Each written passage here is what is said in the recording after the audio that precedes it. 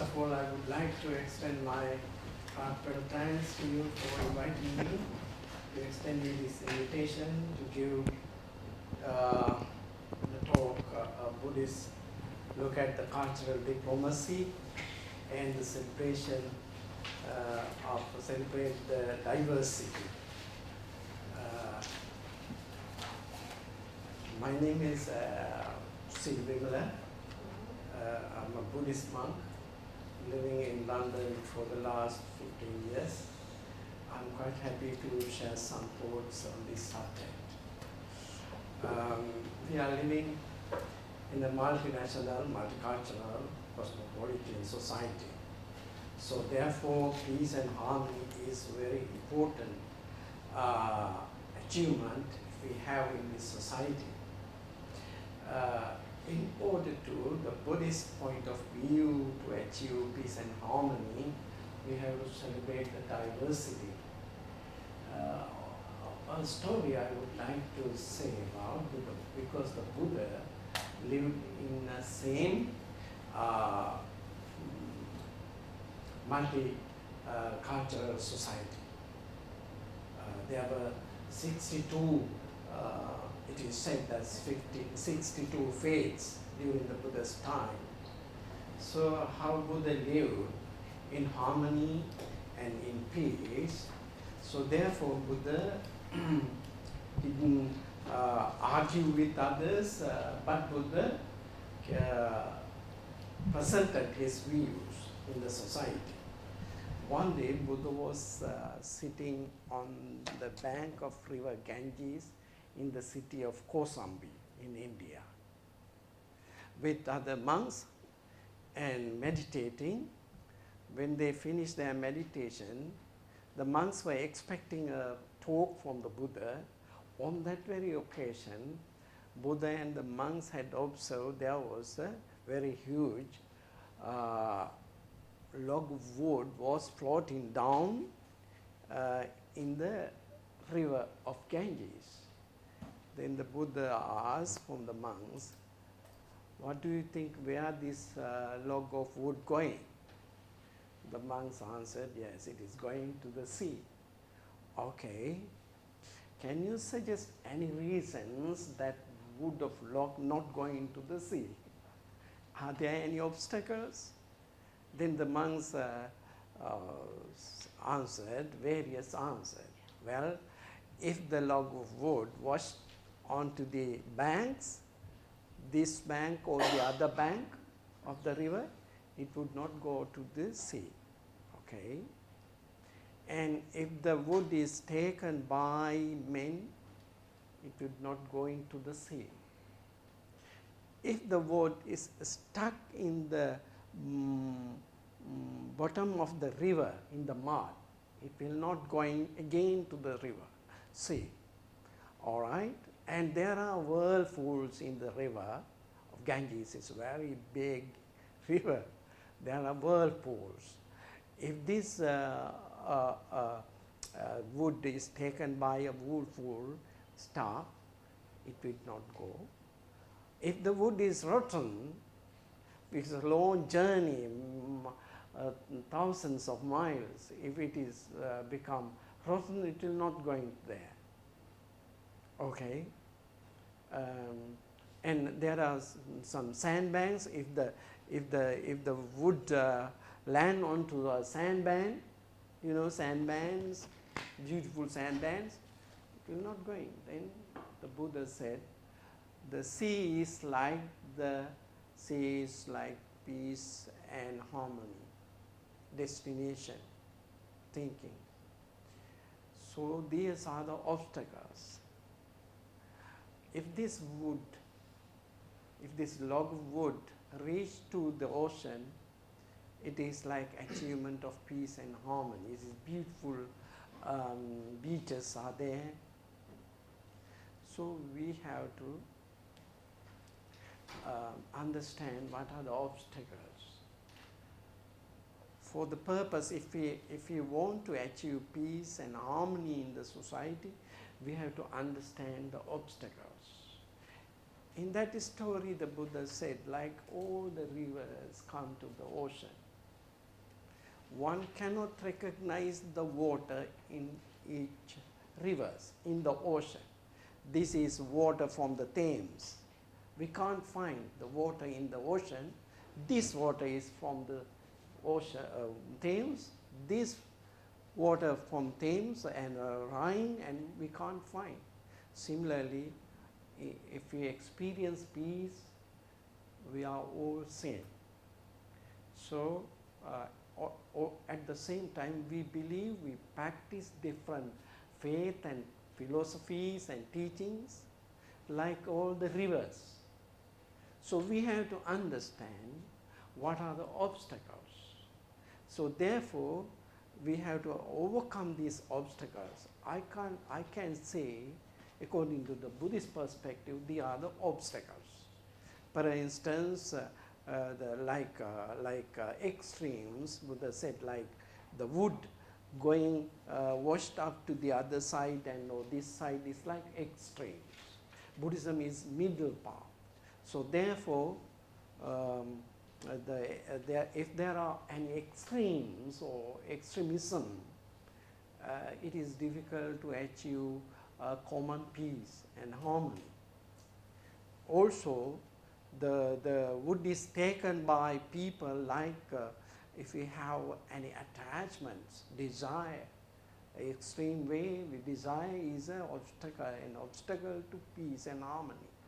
Also, ignorance is like stuck in the mud, it is not seen by others, like very dark, muddy, it's like ignorance.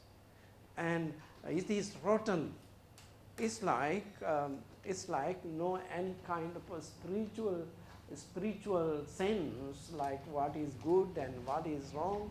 They don't feel anything, no any spirits there. So therefore, it is like the wood has become rotten like that. So this is, therefore, we have to celebrate the diversity of the many rivers. We have to appreciate and celebrate in a society all the teachings, diversity of mankind and religions and views we can celebrate. But understand the obstacles. What are the obstacles for the peace and harmony? So this story says, is like analogy. According to Buddhist perspective view, we have to celebrate the diversity, like we appreciate many rivers. It is the story I want to see, and the Buddhist perspective about religious diplomacy. I'm going to read what I have written.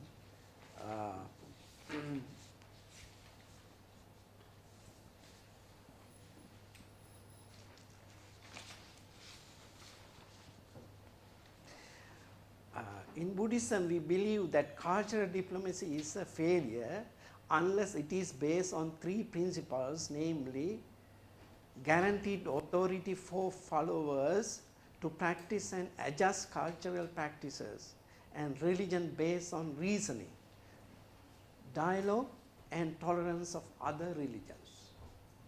So the three parts. We have given freedom to practice and adjust cultural practices, and also dialogue, and also tolerance of other religions. Buddhism aims to fulfill the human potential as well as maintain this goal through the development of particular virtues among the cultural settings. The widespread practice of Buddhism has initial cultural diplomacy. This is practiced among the society where ideas and traditions and values as well as cultural identity aspects are shared to strengthen society relationship, enhance cooperation amongst socio-cultural and promote matters of national interest. According to Buddhism, human beings are only perfected through moral and intellectual process of individual transformation.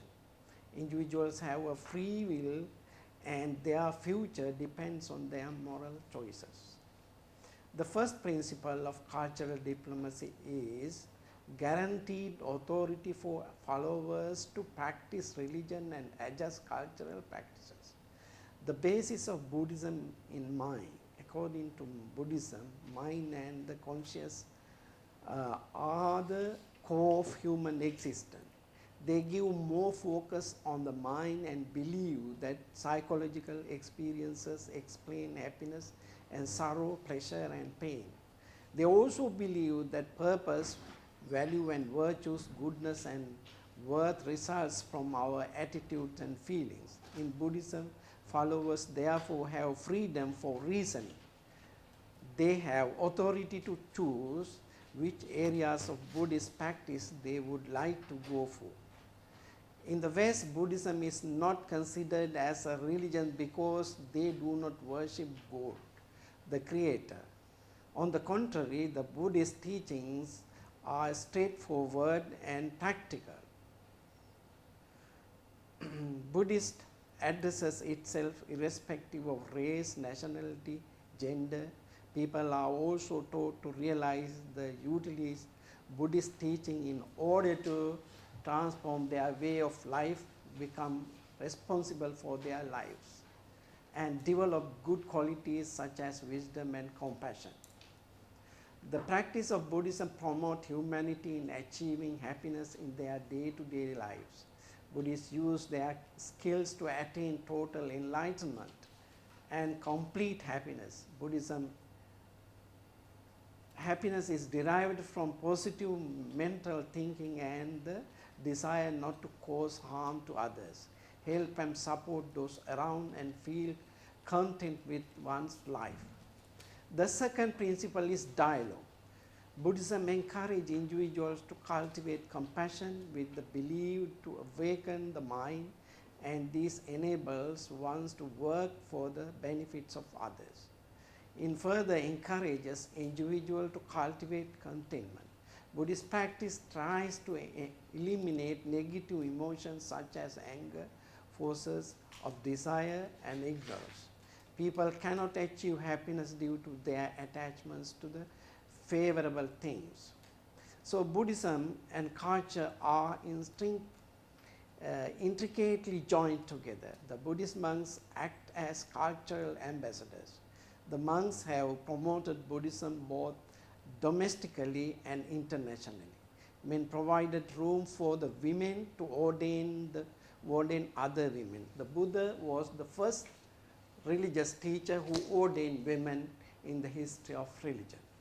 The third principle is tolerance of other religions. Buddha encouraged to tolerate peace, which helped spread Buddhism. The monks overcame extreme geographical, political and cultural obstacles to learn and spread the Buddhist faith. The monks were able to assimilate the indigenous culture, which were a factor that helped transmit Buddhism from India to other distant lands. They interpreted the texts according to the country's culture. So therefore, before I conclude, it is an example how to conduct cultural diplomacy at the highest level and under the most difficult circumstances. I can think of no more inspiring a person than His Holiness the Dalai Lama. Since 1959, he has been living in exile from his native country. He has been living as a guest of the government and people of India. Like all guests, he has had to live and act in ways which are considerate of his hosts and which will not cause offense or other difficulties. He has been able to do this despite the constant hostile pressure on himself and Tibet.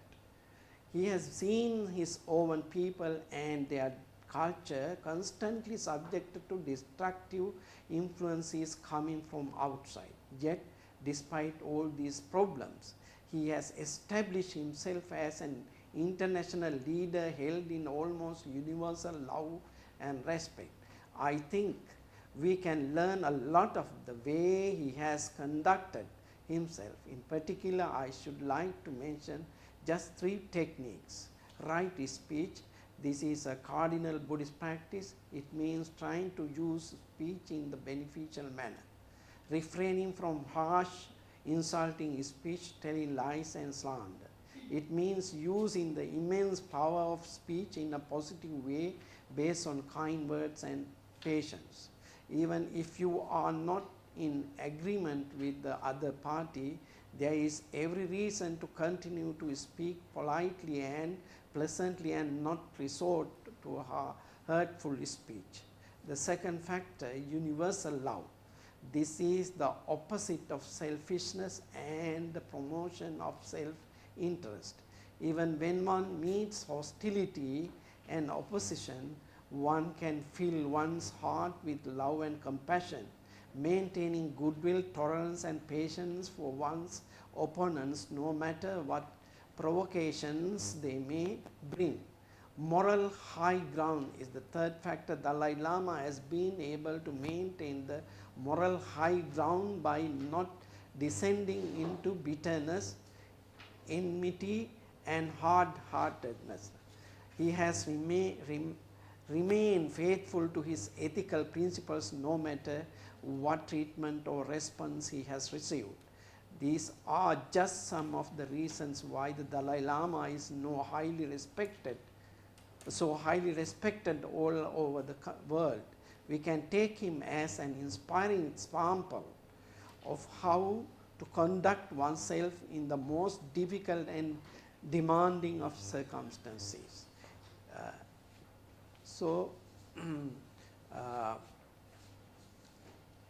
Mainly, in conclusion, Buddhism has promoted compassion among his followers. Individuals have also been encouraged to promote tolerance and equality. However, argument is still imaged as to whether the Buddhism is a religion or a way of life. The ongoing globalization has provided an opportunity for the growth of the Buddhist faith. This has been facilitated by improved communication technologies, mainly the interest and the use of English as a global language. Buddhism has received great support from those of the leadership positions from various countries, which has led its quick spread. Thank you.